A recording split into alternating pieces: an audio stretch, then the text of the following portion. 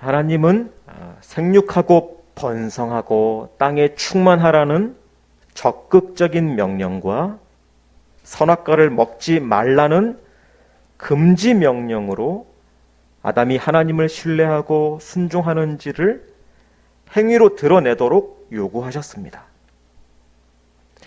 그리고 하나님은 그 명령이 결과를 내도록 도울 수 있는 돕는 배필인 여자를 아담에게 보내주셨습니다.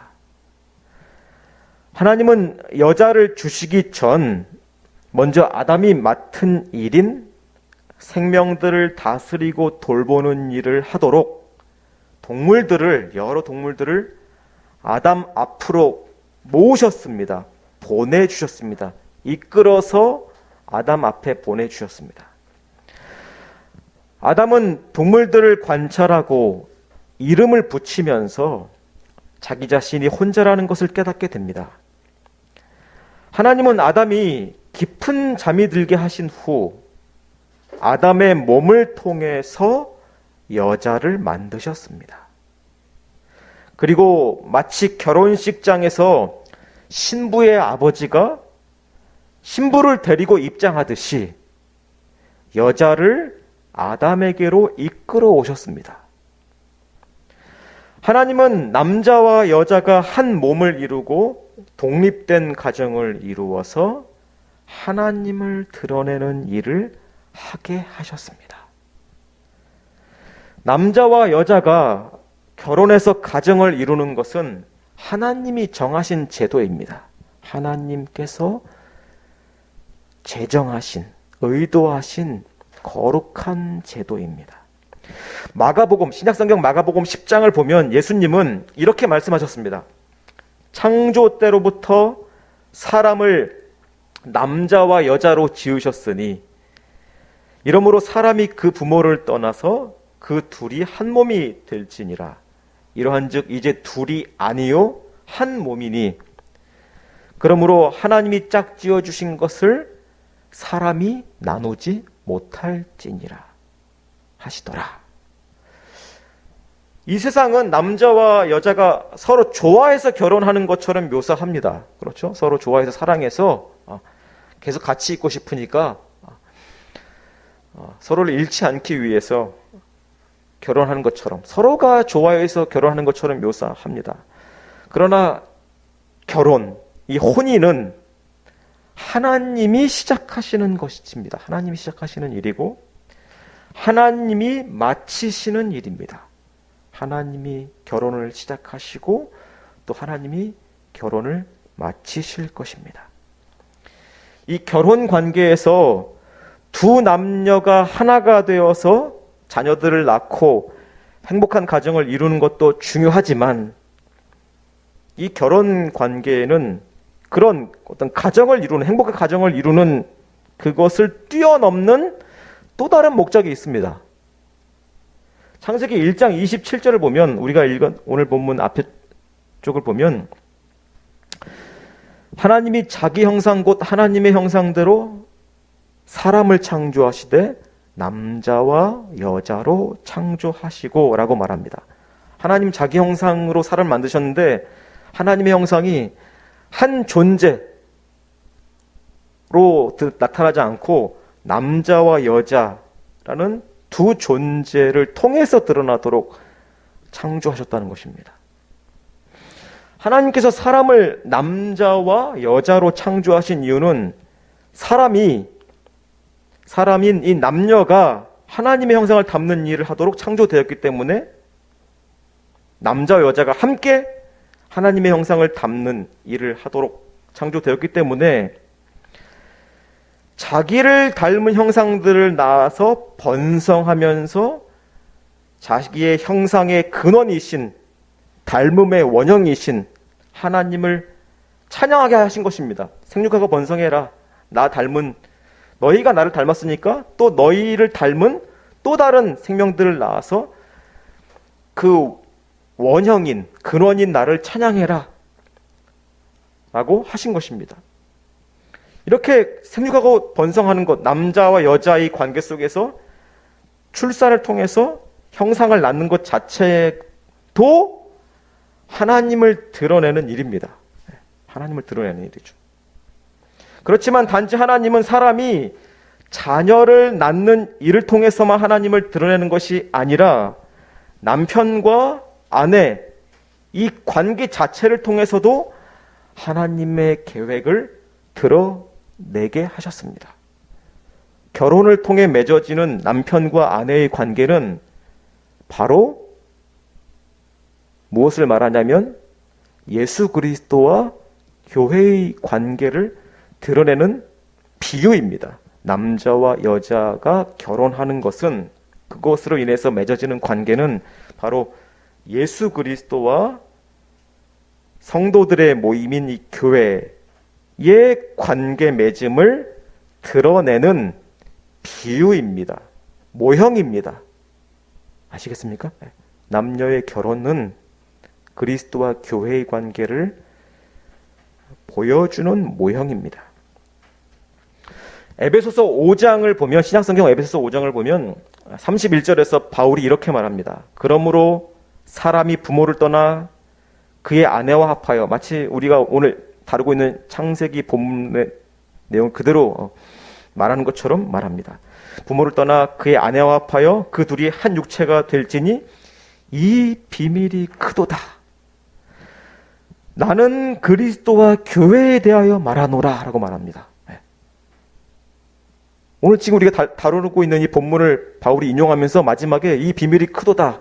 그런데 나는 그리스도와 교회에 대해서 지금 말하고 있다라고 바울이 이야기했습니다. 두 남녀의 결혼은 궁극적으로 그리스도와 교회 사이에 언약을 지키는 사랑을 보여주기 위해서 존재합니다. 남자와 여자를 결혼하게 하셔서 하나가 되게 하신 이유는 예수 그리스도와 교회가 어떠한 관계인지를 경험하고 드러내라고 만들어 놓으신 것입니다. 또 어디서 그것을 볼 수 있냐면 예수님이 하신 말씀들에서도 그 증거를 볼 수 있습니다. 신랑을 맞으러 나간 열 처녀 비유에서 우리는 그걸 알 수 있죠. 신랑을 찾으러 간 열 처녀 비유. 그리고 바리새인들이 예수님과 제자들이 금식을 안 한다 이렇게 막 비방하지 않았습니까? 왜 당신과 당신의 제자들은 금식 안 하냐, 이런 지적을 할 때 예수님이 이렇게 대답하셨습니다. 그날에 이르러 그들이 신랑을 빼앗기리니 그날에는 금식할 것이니라 라고 말씀하신 것처럼 예수님은 여러 비유와 가르침 속에서 자신을 누구로 묘사하셨습니까? 신랑으로 묘사하셨습니다. 자신을 신랑으로 묘사하셨습니다. 이렇게 예수님이 신랑이라면 그러면 교회에 대해서는 어떻게 말하고 있는가? 요한계시록 21장에서 이렇게 말합니다. 교회를 어린 양의 신부, 예수님의 신부라고 말하고 있습니다. 하나님은 예수님과 구원받는 성도인 교회를, 예수님과 이 교회를 남편과 아내의 관계로 의도하신 것이 분명합니다. 남자와 여자의 결혼은 그저 자신들의 사랑을 이루고 사람들 앞에서 결혼식을 통해서 확인받고 또 유지하기 위한 그런 관계가 아니라 예수 그리스도와 성도, 즉 예수님과 교회의 관계를 드러내기 위해서 하나님이 만드신 것입니다. 예수 그리스도는 신랑이고 구원받는 성도들의 교회는 신부입니다. 결혼은 그리스도께서 교회를 어떻게 사랑하시는지, 그리스도께서 이 교회를 얼마나 아끼시고 어떻게 이 신부를 얻으셨으며 어떻게 이 관계를 끝까지 책임지시고 유지하시는지 지키시는지를, 이 언약 관계를 보여주는 모형입니다. 인간의 결혼은 하나님이 이루시는 일을 보여주는 모형입니다. 하나님은 이 계획을 태초 에덴에서부터 아담과 하와를 통해서 드러내셨습니다. 자신이 어떻게 자기 아들 예수 그리스도 통해서 구원할지, 교회를 자기 것으로 만드실지, 이 계획을 첫 사람 아담과 하와를 통해서 드러내셨습니다. 그러므로 첫째 아담과 하와의 관계는 둘째 아담이신 예수님과 교회의 관계를 내다보고 있습니다. 전망하고 있습니다.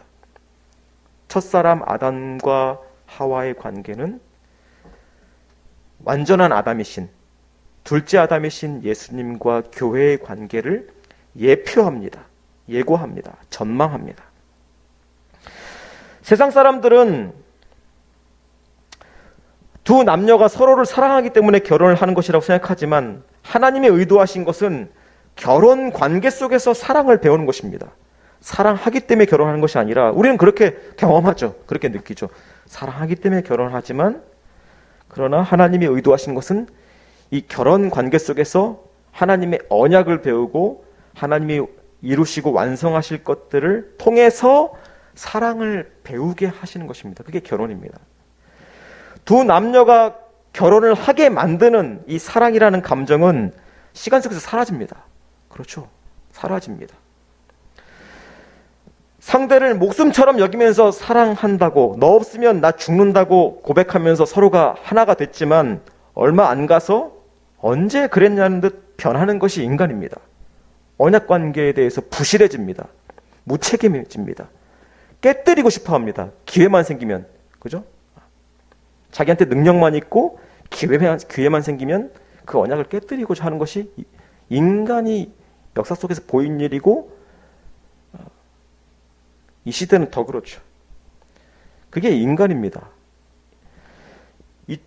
이처럼, 근데 앞에서 설명했듯이 이처럼 고귀한 하나님이 주신 이 언약 관계로서의 결혼을 이렇게 깨뜨리려고 하지만, 하나님은 이러한 결혼, 인간의 상태 때문에 고귀하지만 위태로운 이 결혼을 통해서 하나님은 예수 그리스도와 교회를 드러내시려 하십니다.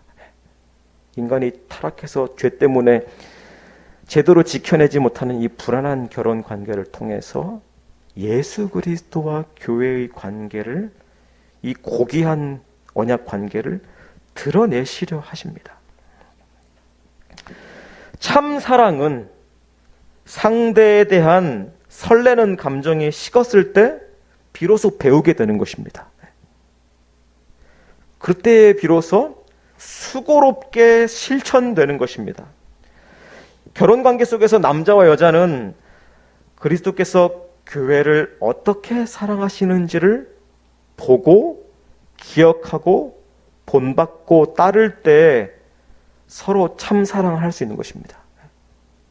그러니까 진짜 서로 사랑했다가 점점 식어지는 것이 아니라 오히려 자신과 상대의 실체를 알게 되면서 그때 비로소 자신들의 이러한 악함과 연약함과 위태로운 결혼 관계를 통해서 예수 그리스도를 의지하게 되고 예수님을 통해서 사랑을 배우고 서로에게 그것을 고백하며 실천하게 하는 것이 결혼의 목적입니다. 그리스도를 의지하도록 만드는 것이 결혼입니다.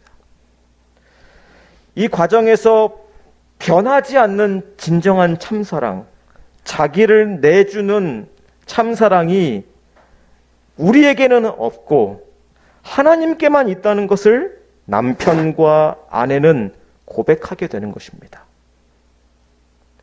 하나님께 의존하지 않으면 그런 사랑을 배울 수도 없고 상대에게 드러낼 수도 없습니다. 베풀어 줄 수도 없습니다. 이러한 신앙을 배우고 고백하게 하시려고 결혼이라는 이 거룩한 결속, 속박을 주신 것입니다. 너 자신과 네가 그렇게 사랑한다고 또 사랑하겠다고 네가 판단한, 네가 그렇게 확신한 사람, 그 사람과 묶어주신 것입니다. 사랑이 결혼 관계를 가능케 하는 것이 아니라 반대로 결혼이라는 하나님이 주신 이 언약 관계가 사랑이 무엇인지를 경험하고 배우게 하는 장치입니다. 하나님께서 피조물에 불과한, 만들어진 존재에 불과한 우리를 이 처음부터, 창조 처음부터 언약으로 관계를 맺으시고, 하나님은 높으신 분이시잖아요. 피조물을 아무렇게나 대하실 수 있는 분이시잖아요, 사실. 그죠? 네. 그런데 그렇게 하지 않으시고 약속으로 언약을 암묵적으로나 어떤 명시적으로 맺으셔서 책임지시겠다고. 나는 이런 하나님이고 너는 내가 사랑의 대상인 피조물이다. 돌보겠다. 끝까지 책임지겠다 하는 그런 언약을 맺으심으로써 우리가 어떻게 하든지, 우리가 어떤 실수나 부족함을 드러내는지 하나님은 참으시고 희생하시면서 그 언약 관계, 약속의 관계를 끝까지 유지하시고 지키시고 완성하시는 것처럼 결혼 관계는 그러해야 하는 것입니다. 하나님이 우리를 어떻게 여기시고 책임지시는지를 발견하고 깨달은 대로 언약 관계는, 우리의 결혼 관계는 그렇게 되어야 하는 것입니다. 그러므로 우리의 결혼 관계는 우리의 사랑을 드러내기 위한 것이 아니라 우리와 언약을 맺으신 예수 그리스도의 사랑의 그 영광을 드러내기 위한 것입니다. 내가 이만큼 널 사랑해. 너도 날 사랑하지. 이거 확인하기, 이것도 필요하겠죠. 그러나 그걸 자랑하는 것이 주된 목적이 아니라 우리와 언약을 맺으신 예수 그리스도의 사랑의 영광을 드러내기 위한 것이 결혼의 근본적인 목적입니다. 우리가 얼마나 사랑하는지를 세상에 보여주겠다. 이게 목적이 아닙니다. 우리는 주님이 우리를 위해서 언약을 맺으시고 헌신하신 사랑을 끊임없이 확인해야만 주님이 교회인, 성도인 나를 위해서 어떻게 언약을 세우셨고 그 언약을 위해서 희생하셨는지를 끊임없이 확인해야만, 들어야만, 기억해야만 하나님이 의도하신 이 결혼 관계를 복되게 지켜낼 수 있습니다. 그렇죠? 자기 자신만 생각하고 상대만 보면 결혼은 아주 깨어지기 쉬운 그런 죄인 둘의 만남입니다. 물론 이런 이 언약 관계를 지켜내는 것, 그걸 통해서 하나님의 영광을 드러내는 것이 근본적인 목적이고 최고의 목적이지만, 그렇지만 우리의 결혼 관계가 그리스도가 교회를 사랑하시는 언약적 관계를 보여주고 고백하는 것이라고 해서, 그렇다고 해서 아무 상대와 결혼해서, 아무나 하고 결혼해서 그 관계를 끝까지 유지하기만 하면 된다라고 생각해서는 안 됩니다. 그렇죠? 그냥 아무나 결혼해가지고 그러면 이 언약 관계 깨지 않고 그냥 끝까지 지키는 것을 하는 것이 우리의 할 일인가? 이렇게 생각해서는 안 됩니다. 우리는 진실하게 우리에게 주신 인격을 가지고, 하나님이 주신 인격을 가지고 사랑하는 사람을 찾고 만나야 됩니다. 사랑해야 되죠. 우리는 지금 설명하고 있는 이런 언약 관계를 함께 이루고 함께 고백하고 지킬 상대를 잘 찾아서 만나야 합니다. 하나님 주신 감정도 잘 살펴야 됩니다. 서로의 사랑에 대한 감정적인 확신도, 이성적인 그러한 분별도 필요합니다. 결혼의 시작에 반드시 필요합니다. 그러나 그럼에도 불구하고 내가 얼마나 상대를 사랑하느냐, 또 상대가 나를 얼마나 사랑해 주느냐를 느끼고 확인하는 것은 결혼의 중심된 목적이 아니라는 것입니다. 그것이 필요하고 그것이 시작에 있어서 반드시 있어야 되지만, 그러나 그것이 중심된 목적이 아니라는 것입니다. 그게 중심된 목적이면 그 감정이 사라지면 깨지는 것이죠. 결혼의 최고의 목적은 교회를 위해서 자기를 내어주신 참된 신랑이신 예수 그리스도의 영광을 상대에 대한, 배우자에 대한 태도와 행위로 고백하는 것에 있습니다. 그리스도를 고백하기 위해서 결혼 관계가 존재하는 것입니다. 쉽지 않죠. 우리는 배우자가 나와 너무나 다르다는 것을 분명히 느끼게 됩니다. 그럴 때 우리는 죄인인 내가 거룩한 주님과 너무나 다르다는 것을 기억해야 됩니다. 배우자가 나와 다르다라는 것만, 그것에만 창념하면 안 되고, 나의 진짜 신랑이신, 진정한 배우자이신 예수 그리스도의 거룩함에 비해 내가 예수님과 전혀 다르다, 너무 다른 죄인이다라는 것도 함께 기억해야 됩니다.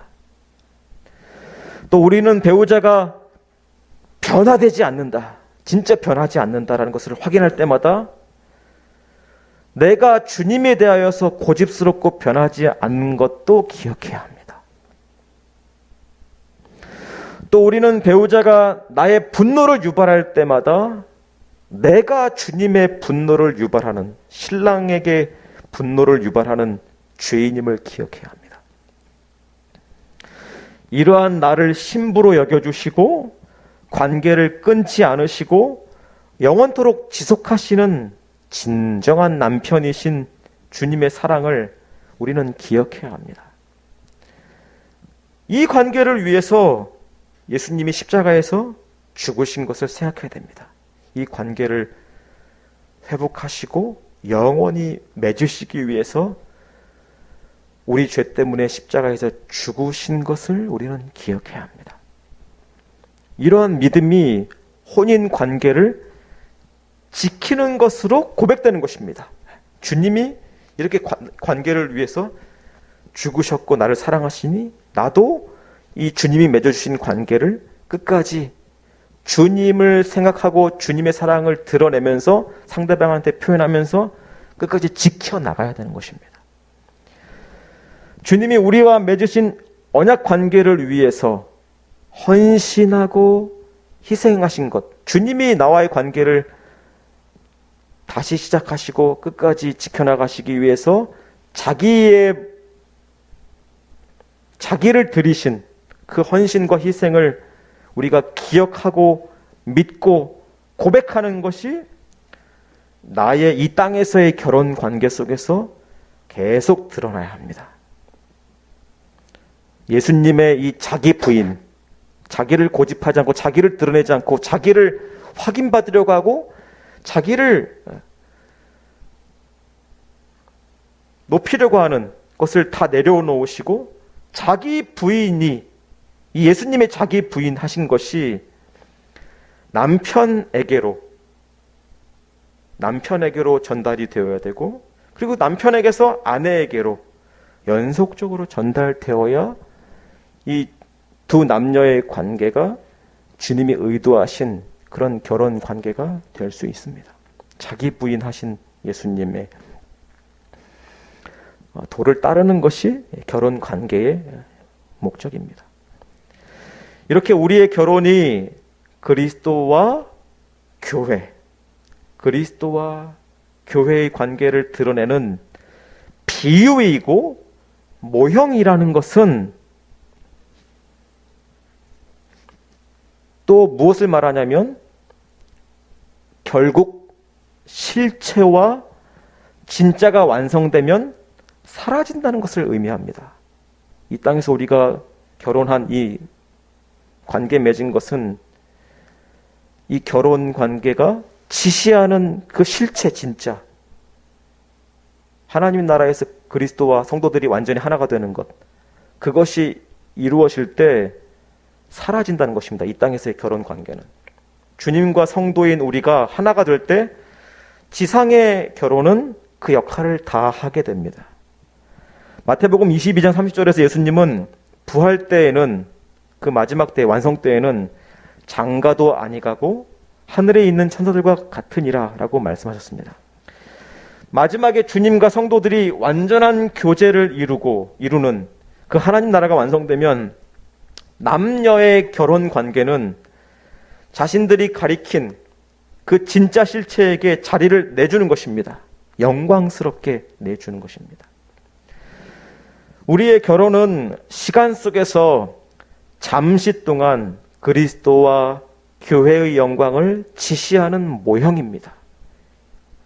우리는 이 일에 영광스럽게 기꺼이 순종해야 됩니다. 이 결혼 관계 안에서. 하나님은 미천한 피조물이자 벌받아야 할 죄인인 우리를 새롭게 하셔서 자기와 하나 되게 하십니다.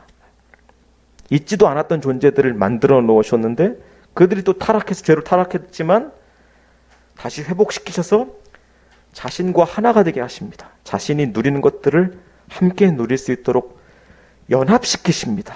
하나가 되게 하십니다. 이것을 가르쳐 주시려고 둘이 하나가 되게 하시는 결혼 제도를 주신 것입니다. 놀라운 것입니다. 이 놀라운 사랑을 남자와 여자, 남녀의 한몸 되는 결혼 관계를 통해서 드러내 주셨습니다. 이 땅에서의 우리의 결혼은 일시적이지만, 그렇죠? 일시적입니다.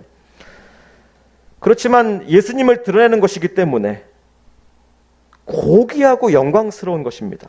우리는 이런 결혼을 잘 지켜나가야 되고, 또 아직 결혼하지 않은 자녀들은 이런 결혼을 잘 깨닫고 준비하고 그런 결혼을 할 상대를 잘 만나야 되는 것입니다.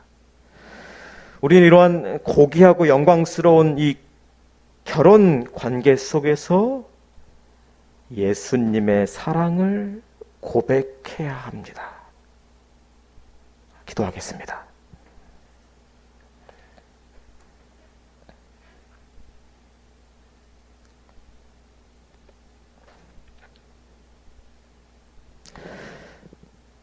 주께서 결혼 관계를 주셨고 또한 자녀들을 낳고 행복을 누리게 하시니 이것마저도 감사한 것들입니다. 이 세상 사람들이 또한 그것을 자랑합니다. 행복한 가정, 행복한 남녀 관계, 부부 관계, 행복한 가정, 자녀들, 이런 것들을 자랑하고 그것이 행복이라고 즐거워하면서 드러내 보이지만 그 가운데 그리스도가 드러나지 않는다면 그것은 이기적이고 자기를 사랑하는 모습에 불과합니다. 우리가 주님을 드러내는 이 결혼 관계, 하나님 나라의 영광을, 또한 주께서 우리를 위해서 그런 희생을 치르신 것들을 담아내는 그런 결혼 관계가 되게 하여 주시고 우리의 가정들이 될 수 있도록 인도해 주시옵소서. 우리가 참으로 연약한 결혼 관계이지만 오직 주님을 알고 주님을 의지하는 것으로만 견고해질 수 있고 또한 참되게 주님을 기쁘게 해드릴 수 있는 그런 관계가 될 수 있는 줄 압니다. 그런 깨달음과 또한 은혜가 우리를 통해서 서로에게 또한 가정 전체에 흐를 수 있는 그런 순종을, 끊임없는 회개와 믿음의 고백과 순종을 할 수 있도록 도와주시옵소서. 예수님의 이름으로 기도합니다.